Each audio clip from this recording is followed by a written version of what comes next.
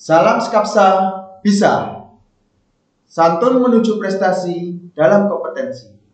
Oke, selamat datang belajar Skapsa di SMK PGRI 1 Kediri, tepatnya di jurusan Teknik Instalasi Tenaga Listrik. Nah, untuk pertama kali, perkenalkan, nama saya Sisko Agustian, yang pada waktu ini akan memberikan materi pada mata pelajaran dasar listrik dan elektronika. Nah, yang pastinya kalian sangat mengenal listrik untuk kehidupan sehari-hari maupun untuk kebutuhan yang lainnya. Namun, kita perlu tahu juga bahwa sudah banyak berita tentang kecelakaan yang terjadi pada dunia kelistrikan. Untuk itu, maka mari kita lebih mengenal listrik. Bagaimana caranya? Mari kita langsung menuju bagian terkecil dari listrik, yaitu materi atom listrik. Oke, sudah. Oke, jadi untuk kali ini mata pelajarannya adalah dasar dan rangkaian listrik. Nah, saya sangat berharap kalian mempunyai buku catatan khusus untuk kelistrikan. Fungsinya untuk apa? Yaitu ketika nanti kita membutuhkan, kita catat pokok-pokoknya dan kita lebih mengerti dengan pencatatan dan penjelasan yang diberikan. Untuk itu, meskipun daring, saya sangat berharap kalian mempunyai buku khusus. Untuk pembelajaran, kita hanya satu untuk hari ini, yaitu bisa mendeskripsikan konsep listrik arus dan potensial listrik. Selanjutnya, ketika mendengar struktur atom, kira-kira apa yang kalian bayangkan? Nah, mungkin di kelas 3 SMP dulu kalian juga pernah membahas mengenai atom. Di sini di kelistrikan kita juga membahas lagi perihal atom. Yaitu setiap barang yang bisa kalian lihat pasti terdiri dari atom. Jadi apa atom itu? Betul. Struktur terkecil dari suatu benda. Nah, sekarang sambil mendengarkan secara daring, silahkan lakukan hal-hal berikut ini. Pertama adalah gambarkan struktur dari atom. Kalian bisa mempause video ini, kemudian menggambarkan atom dahulu. Selanjutnya adalah setelah menggambarkan atom, tentunya kalian menggambarkan bagian-bagian dari atom tersebut. Nah, di sini tolong jelaskan apa sih yang dimaksud elektron. Nah, bisa ditulis di dalam buku catatannya tadi. Selain elektron ada temannya, namanya adalah proton. Silahkan dicatat dahulu sesuai kemampuan kalian. Karena di sini sifatnya bukan untuk diujikan. Ini adalah sistem pembelajaran yang kita lakukan. Dan yang terakhir adalah adanya neutron pada struktur atom. Nah, karena kalian sudah mencatat beberapa hal tadi, silahkan simak gambar yang akan muncul setelah ini. Nah, di sini ada gambar susunan struktur dari atom. Terdapat warna merah bertanda plus adalah proton. Jadi proton itu berada di inti atom, di tengah-tengahnya, ditemani oleh warna putih, yaitu neutron. Nah, selanjutnya di sampingnya, jadi di warna hijau itu di sampingnya adalah elektron, di mana elektron tidak bisa masuk ke tengahnya. Jadi digambarkan selalu di sampingnya. Nah, kalau di sini karena ini sebuah gambar, maka proton digambarkan tidak bergerak. Elektron pun juga sama. Tapi sebenarnya gambar lingkaran di situ adalah orbital. Orbital adalah lajurnya dari si elektron. Jadi dia terus berputar. Nah, setelah tahu apa itu atom, pastinya kita harus mengenal karakteristiknya. Apa karakteristik itu? Bisa dibilang mudahnya adalah sebuah ciri-ciri dari atom. Di sini dijelaskan bahwa setiap inti memiliki medan gaya tarik dengan elektron dan dikenal sebagai muatan. Maksudnya apa? Maksudnya adalah inti dari sebuah atom itu memiliki gaya tarik. Gaya tarik itu berarti energi untuk membuat elektron menuju ke inti atom. Nah, itu disebut sebagai muatan. Itu adalah sifat dari inti. Jadi tolong diperhatikan. Nah, tadi kita bilang masalah muatan saja, tapi ternyata di sini muatan itu dibagi jadi dua, yaitu muatan positif terhadap elektron dan kemudian ada muatan negatif terhadap inti. Semua muatan dapat saling tarik-menarik maupun tolak-menolak. Nah, yang tarik-menarik tentunya bukan negatif sama negatif. Jadi seperti kalau diibaratkan kita ada muatan positif, ada muatan negatif. Nah, di sana pastinya akan saling tarik-menarik. Terus siapa yang akan mendekati? Nah, ini pertanyaannya. Siapa yang akan mendekati muatan? Kalau saling tarik-menarik, berarti yang datang siapa? Yang tetap di tempat siapa? Nah, di sini adalah muatan positif itu tidak bisa bergerak karena letaknya di inti atom. Yang dapat bergerak adalah sebuah elektron yang letaknya adalah di samping-samping dari inti atom yang mempunyai orbital tadi. Nah, di sini neutron adalah muatan netral. Kapan terjadi muatan netral itu? Ketika muatan negatif dan muatan positifnya berimbang, maka itu disebut atom netral. Dari sini kita bisa lihat gambarnya mulai dari sebelah kiri dijelaskan. Di sana adalah atom netral. Atom netral, maksudnya atom netral apa? Terdapat satu neutron warna biru, satu proton berwarna hitam, dan satu elektron. Karena adanya muatan negatif 1, muatan positif 1, maka disebut sebagai atom netral. Nah, di sebelah tengah, gambar tengah tersebut, terdapat atom positif. Kenapa disebut positif? Karena jumlah protonnya dan jumlah elektronnya itu tidak berimbang. Jumlah proton lebih banyak daripada jumlah elektron. Begitupun sebaliknya, ketika jumlah elektron lebih banyak, maka disebut sebagai atom negatif. Oke, silakan dicatat untuk muatan listrik. Seperti yang ditampilkan, yaitu sifat fisik yang dimiliki suatu benda yang dipengaruhi oleh struktur atom. Nah,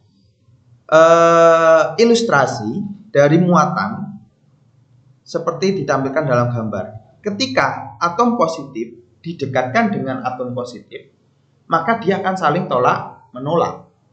Tidak mau dia. Kalau negatif sama negatif, dia juga tidak mau. Jadi akan tetap saling tolak-menolak. Tapi ketika ditemukan positif dan negatif, maka elektron akan mendekati proton. Nah, itu namanya adalah gaya listrik. Jadi tolong di sini kita mengenal istilah baru yaitu gaya listrik. Nah, di sini gaya listrik dijelaskan lagi, yaitu garis gaya listrik berasal dari muatan positif menuju muatan negatif. Ini pastinya kalian, loh, tadi katanya yang bisa bergerak adalah muatan negatif. Kok di sini yang menuju muatan negatif adalah muatan positif? Nah, itu adalah cuma garis gayanya. Jadi garis energinya. Cuma yang bergerak tetap adalah elektronnya. Jadi bukan proton bergerak mendekati elektron, tetap yang bergerak adalah sebuah elektron. Nah, di sini dijelaskan lagi tambahannya adalah garis gaya listrik tidak pernah berpotongan. Maksudnya tidak pernah berpotongan bagaimana? Diambil dari gambar, setiap garis gaya listrik memiliki lintasan tersendiri. Jadi dia tidak pernah memotong. Di gambar bagian kanan bawah, di situ dijelaskan beberapa garis gaya listrik terhadap muatannya. Meskipun itu ada yang garisnya masuk, ada garisnya keluar, tapi tetap tidak pernah berpotongan antara masuk dan keluar. Dia pasti mempunyai jalur sendiri-sendiri. Apa pentingnya materi ini? Nah, ini nanti akan sangat berpengaruh ketika kita membahas motor listrik di kelas selanjutnya. Untuk itu, jikalau kalian belum mampu memahami, boleh untuk bertanya.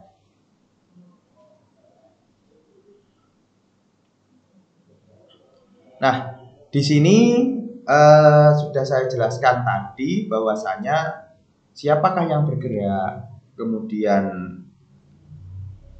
apa yang disebut agitasi. Agitasi itu adalah proses pergerakan ya.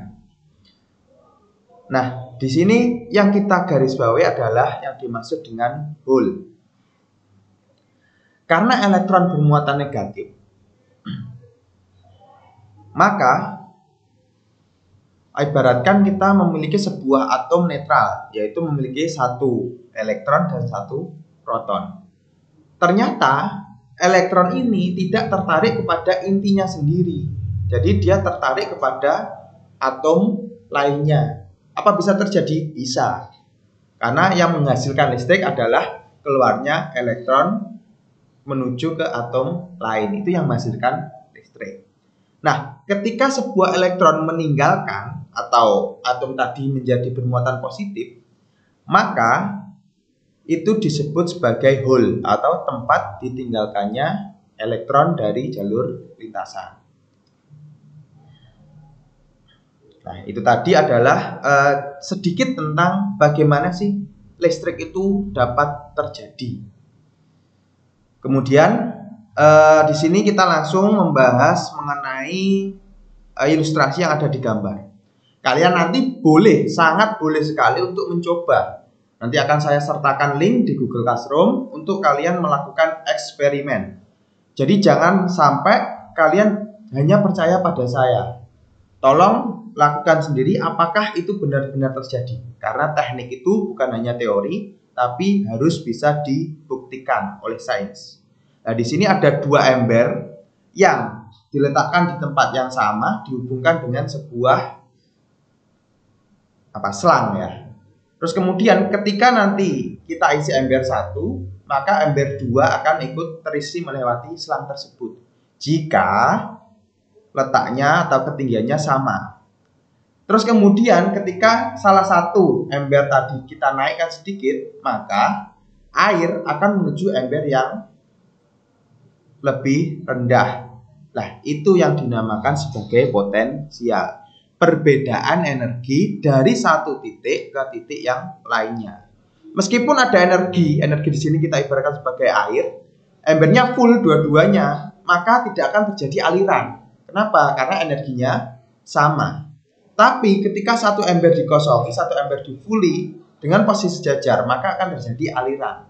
Nah, itu yang disebut sebagai potensial listrik. Perbedaan energi dari satu titik dan titik yang lainnya. Maksudnya apa? Contohnya di listrik nanti akan kalian temui ketika ada listriknya, kedua kabel ada listriknya, tapi lampu tidak mau nyala. Kenapa? Karena tidak terjadi aliran elektron, aliran listriknya, energi listriknya nggak mau ngalir. Meskipun ada listriknya, ketika kalian sentuh akan tersengat arus listrik atau tersetrum. Tapi ketika disambungkan ke lampu, lampu tidak akan bisa menyala. Karena apa? Tidak ada beda potensial listrik. Nah, tentunya kalian juga tahu, semakin besar energinya, maka perpindahannya juga semakin cepat. Perpindahan ini disebut sebagai arus listrik. Contoh mudahnya adalah ketika kalian ke depan rumah menyirami bunga, kalian menutup selang, semakin kecil lubang yang kalian berikan pada selang, maka semakin jauh air mengalir. Nah, itu adalah energinya. Kalian buka semua, alir mengalir 1 meter. Tapi kalian tutup setengah, alir bisa mengalir 1,5 meter. Nah, itu yang dimaksud arus, yaitu energi yang dipindahkan. Nah, ini tolong dicatat. Kemudian di sini ada menentukan tegangan. Nah, ini sangat mudah ya, kalian bisa membaca di sana. Di sini yang dimaksud tegangan yaitu jika kita gunakan istilah tegangan turun, maka di A dan B adalah sebesar 5 volt. Jadi yang dimaksud di sini adalah energi yang lebih dikurangi dengan energi yang kurang, itu muncul tegangannya. Kayak gitu. Kalau kita melihatnya dari energi yang besar ke kecil. Kalau dari energi kecil ke besar, maka energinya tadi sebesar min 5 volt. Karena kita lihatnya dari bawah ke atas. Kalau dari atas ke bawah, yaitu positif. Nah, di sini ada sebuah catatan, sangat penting sekali. Kalian bisa mencatatnya di buku dan tolong benar-benar diperhatikan. Oke, mungkin itu saja untuk hari ini. Nanti akan ada beberapa hal yang harus kalian lakukan terkait dengan ini. Baiklah pelajar Skapsa, demikian materi hari ini mengenai struktur atom. Untuk tugas, silahkan kalian simak di Google Classroom. Sampai bertemu kembali di pertemuan berikutnya dalam materi elemen dalam rangkaian listrik. Jangan lupa like dan komen untuk mendukung program ini. Klik subscribe dan tombol lonceng supaya tidak ketinggalan informasi. Jika menurut kalian sangat bermanfaat, tolong di-share kepada orang lain. Sampai jumpa di video kita selanjutnya. Salam Skapsa Bisa. Sekolah berbudaya industri, berkarakter wirausaha, menjadi idola sekediri raya.